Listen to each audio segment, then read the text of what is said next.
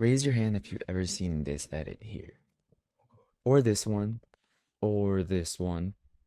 All of these edits have one thing in common, and I want you to guess what they are. The real answer is that they are incredibly easy to make. They take very little real effort. But chill out, delete your paragraph. An edit being easy doesn't mean it's bad. Just like how an edit having only technicality doesn't make it good. In this video, I want to talk about the war between editors and people who touch grass. Because every day I'm seeing a debate on these edits talking about, oh, these suck. Oh, why don't real editors get views? So let me give you my stance as an editor myself of 6 years. So, chapter one.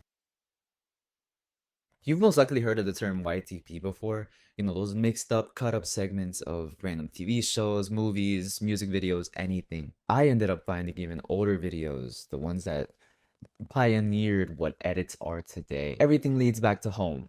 AMVs. I'm sure you know what AMVs are. They're anime music videos, and they've been around for a long time. This is just one small example. It's a huge rabbit hole, but there were two creators called Zarzax and Super Saiyan Goat we let nukes. I got together to create the video series known as AMV Hell. Now, that is a very niche topic. Sure, some of you will get it. I myself confused myself researching it. It's very before my time. It was made before I was born. It first premiered on May 28th, 2004 on the website animemusicvideos.org. And they even won awards for it. Like, this was art. This was art. From that point on, more and more of these AMV hills were uploaded as a little series of compilations of random clips from anime, dubbed over, abridged. This whole topic deserves a video on itself, so I'm going to kind of skip past this right now and jump straight to the huge Instagram editors movement that happened between 2011 to now. This is where technicality versus feeling began. If you ever look at those old edits and compilations and everything, you'll quickly see how simple they are. They are only cuts, jump cuts, loops, random colors, spinning around, rotations, very little use of keyframes or any plugins or effects. And this wasn't by fault of the people. Back then, editing software was so niche and there was such a huge learning curve. There was no tutorials, there was no sense of it. But with time came stronger computers, came more accessible software. Probably the biggest groundbreaking moment in editing history has to be the release of drum roll.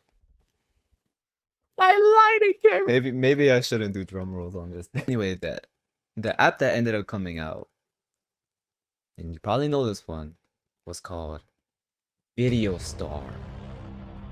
Genuine groundbreaking moment. That's like Gojo being born, literally.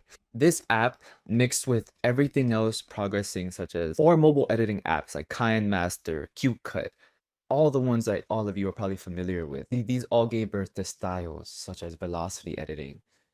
That one throws me back. That one brings me straight back to like 2016, 2018. It brings me straight back. Another thing I want to note is the introduction of Twixtor. It began to be utilized in AMVs to do a really cool slowdown effect, which added frames in between frames. Now I'm gonna do a little diagram here, editing diagram, how this works. Essentially, let's say your video is 30 frames a second and you want it 60 frames a second. You have one frame and another frame, and what the interpolation does is add one in the middle there by looking at both the information of the first and previous frames and just adding it in between. And it later evolved into RSMD, into motion blur, into the weird interpolation you see today on random edits. Two movements going on at the same time. You had the Instagram side and you had the YouTube side doing the A and Bs and everything. Like, Instagram was beginning to do shorter, sweet, really cool little edits of celebrities, influencers on Musically. Very short and sweet edits using Video Star. Over time, they began to kind of mix. They began to converge in a way where you had AMV editors taking the techniques of the Instagram editors, and you had Instagram editors taking techniques of the AMV editors. Now you started to have edits of TV shows, gaming montages, or even just short films in general. Those skits being made, or Vine, everything all came together. Very big technique that came out, besides Twixtor, was a technique called rotoscope. Rotoscope has been around for a century now. It has very different meanings depending on what media you're using it in, whether it's animation, whether it's editing. Rotoscope in editing terms, it just means cutting out a figure. Like me right now. Oh my god, where'd my background go? I'm in Atlanta right now. Whoa. Essentially, rotoscope, that's all rotoscope is. And once editors got their hand on this, everything everything went to hell. Now, this is where the divide first started. This rotoscope, Twixtor, VFX, these all movements came together and began to cause a divide between skilled editors and casual editors. Now, take a shot for how many times I said editors.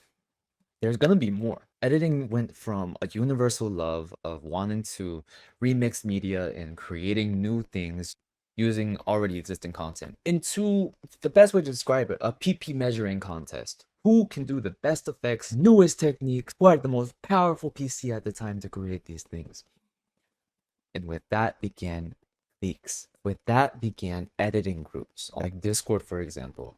You had these communities and groups, editing groups, where you could try out and, make your own little edit and then send it over to try out. And whether you got accepted or rejected, it was all very subjective. And not only that, but if you got accepted, you got your own fancy badge to put in your edit. It's a win-win for everybody. A lot of these editing communities end up dying. Comments on edits went from all being very supportive and very like, wow, you're so good at editing, to people self-deprecating a lot. Like, damn, I'll never be able to edit this way, or I'll never be able to do this or that. This isn't only isolated to video editing. This applies to almost every skill out there. There's drawing. People compare themselves. People can be drawing for 5 years and they see a 13-year-old make a masterpiece and it demotivates them. It's the same across every skill, every talent. That's a whole other debate that I'll get into one day. At the end of the day, we are all the same little monkey brain. Around 2020 is when sort of limit was hit. You had these insane 3D edits using insane VFX, using the most complex blender scenes you'll ever see. And you realize these are a very small minority of the edits you see on your For You page or anything like that. It's true that one reason that you probably haven't seen a lot of them is because not a lot of people know how to do that.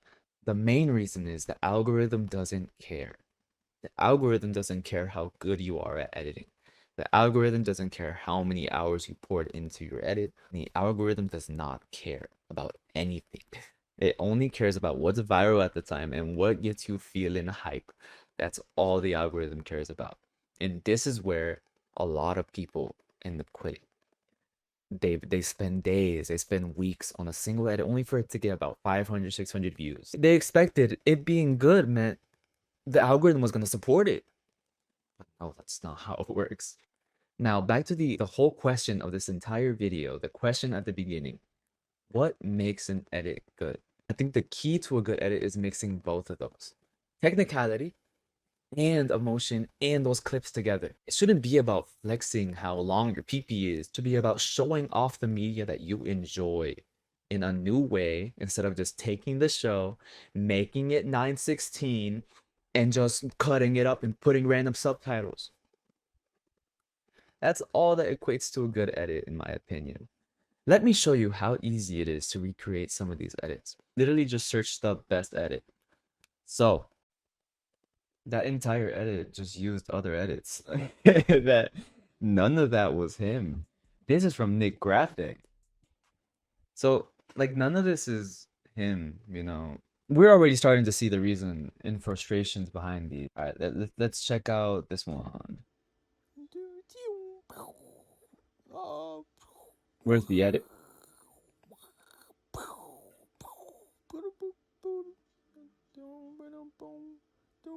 I guess this is less of an edit and more of just blazing me this guy. So, I'm not gonna count that. I'm not gonna count that. See this one.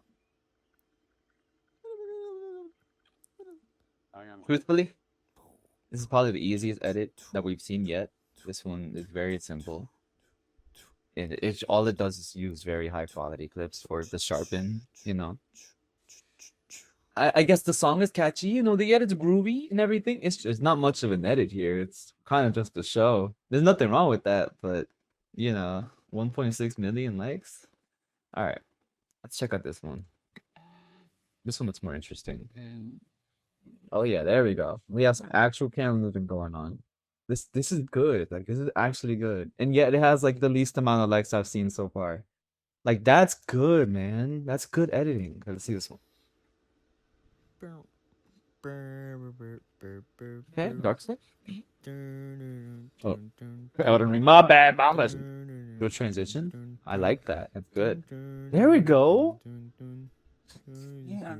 See, I love edits that just use still images and, make them move around. That's a lot better than just playing a TV show. It's good. Good stuff. I like that. Technically, technical wise, it's not very advanced of an edit, but it's uses a lot of rotoscoping in a very nice way. It's very pretty. It's very pretty.